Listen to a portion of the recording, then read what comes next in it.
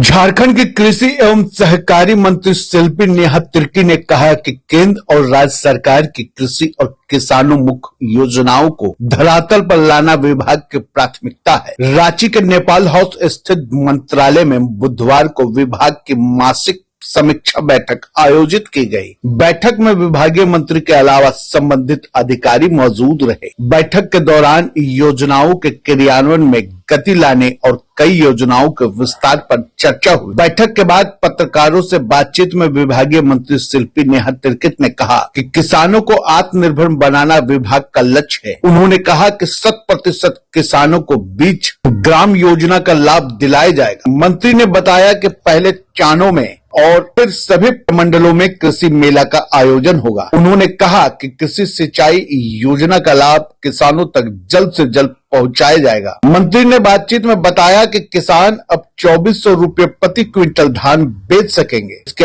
अलावा मंत्री ने बिरसा ग्राम पाठशाला सब्जी में एमएसपी देने आदि कई अन्य महत्वपूर्ण बिंदुओं पर भी चर्चा की। आइए सुनते हैं क्या कुछ कहना है शिल्पी नेहा तिर्की का।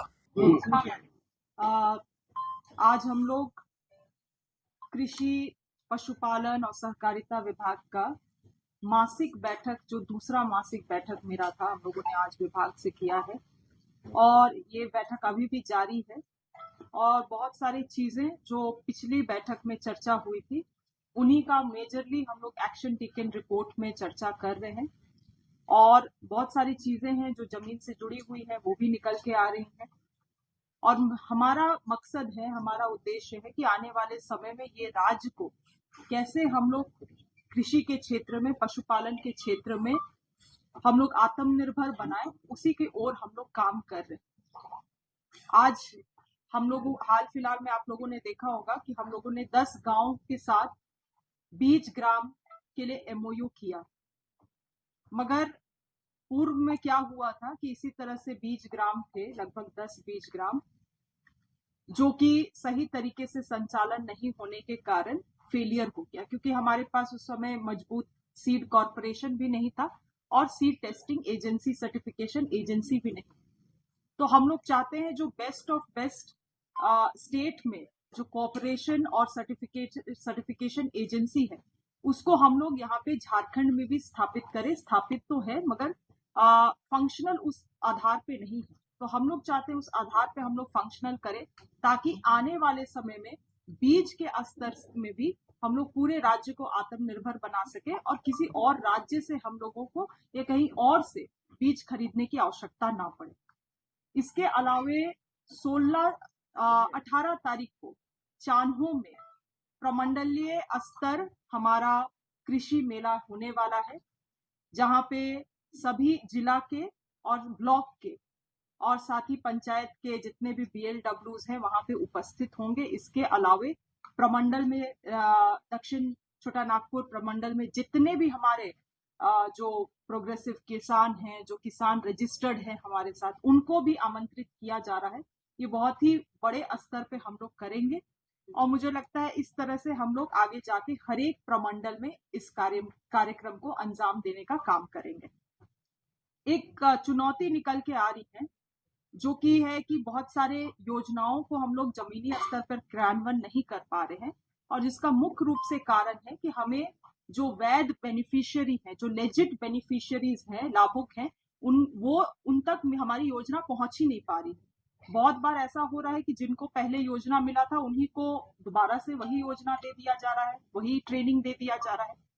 तो इसमें जो हमारे बीएलडब्ल्यू, विलेज लेवल वर्कर्स, जो कि हमारे ही विभाग से उनकी नियुक्ति की गई है, आज उनको पेमेंट, सैलरी, सब चीज हमारे विभाग से मिलता है और उनको लेटर भी विभाग से जारी किया गया था कुछ महीनों पहले कि आपको केवल एग्रीकल्चर का काम टेकअप करना है। मगर आज आप देखेंगे ब्लॉक में आवास का काम बीएलडब्ल्यू कर रहे हैं, मनरेगा का नापी वापी भी बीएलडब्ल्यू कर रहे हैं, मतलब एग्रीकल्चर को छोड़ के सारे काम बीएलडब्ल्यू कर रहे हैं। तो उनको भी रुचि लेने की जरूरत है, क्योंकि इस विभाग से उनको पेमेंट किया जा रहा है, इस विभाग की योजनाओं के बारे में उनको जानकारी नहीं है, तो ये चिंता का विषय है।